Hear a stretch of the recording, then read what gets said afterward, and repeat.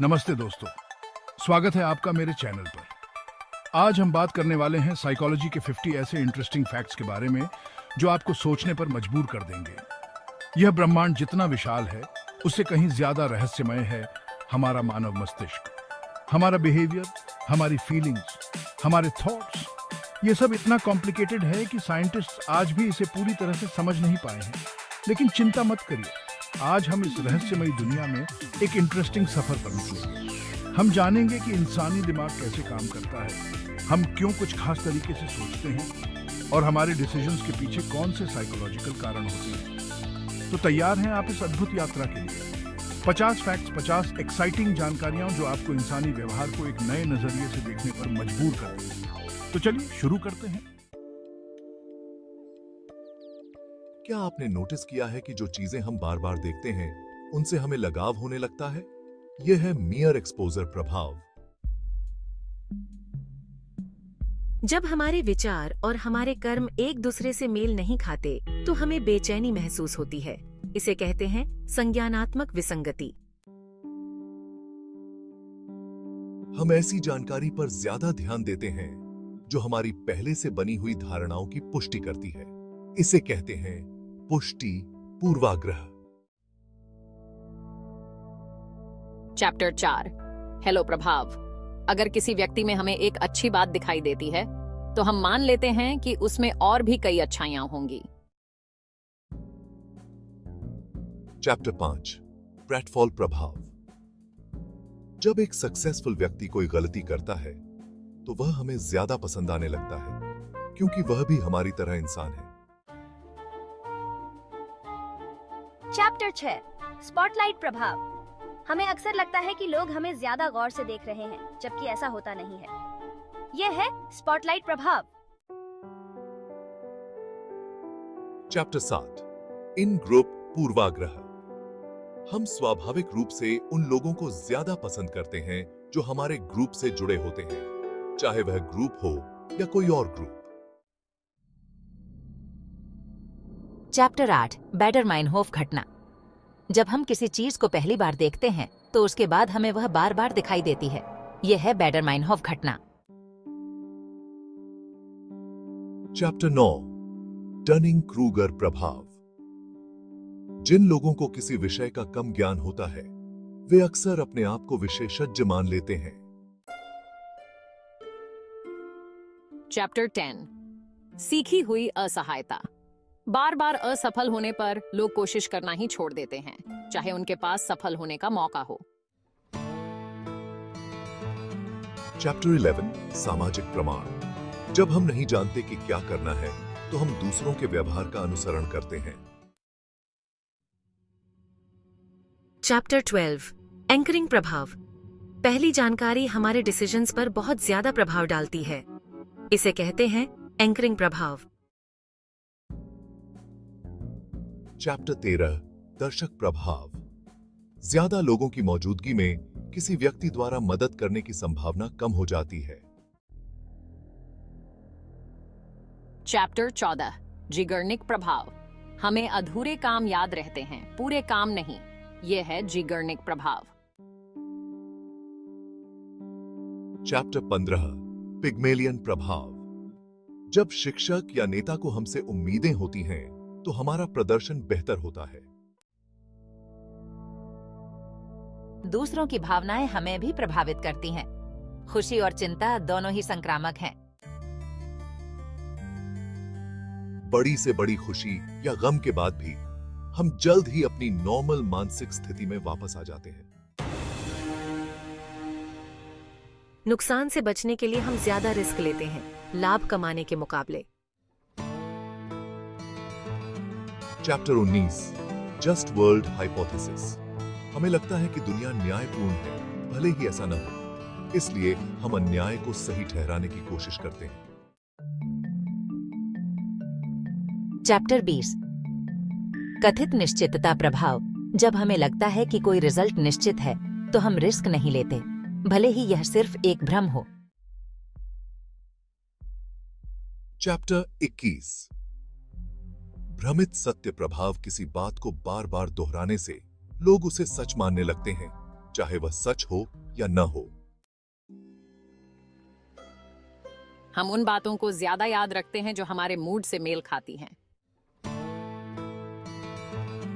हमें लगता है कि अगर कोई घटना बार बार हो रही है तो भविष्य में उसके होने की संभावना कम हो जाती है, जबकि ऐसा नहीं होता। हम पहले से किए गए इन्वेस्टमेंट के कारण किसी काम को करते रहते हैं, भले ही वह काम अब हमारे लिए फायदेमंद न हो।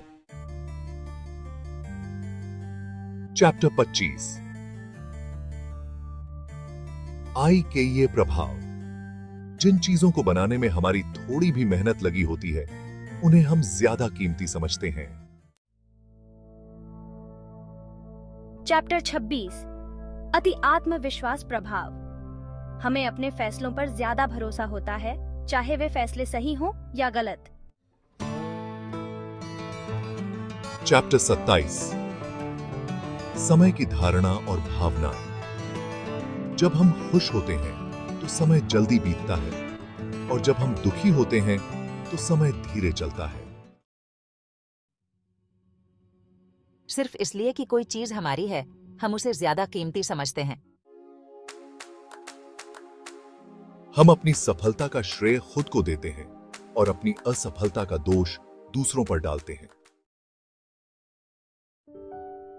अगर किसी व्यवहार का रिजल्ट अच्छा होता है तो हम उसे दोहराते हैं, और अगर रिजल्ट बुरा होता है तो हम उसे दोहराना बंद कर देते हैं।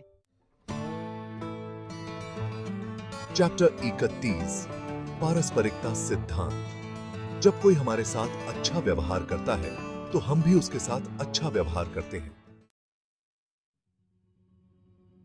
चैप्टर 32 पसंद का विरोधाभास ज्यादा विकल्प होने पर हमें डिसीजन लेना मुश्किल हो जाता है।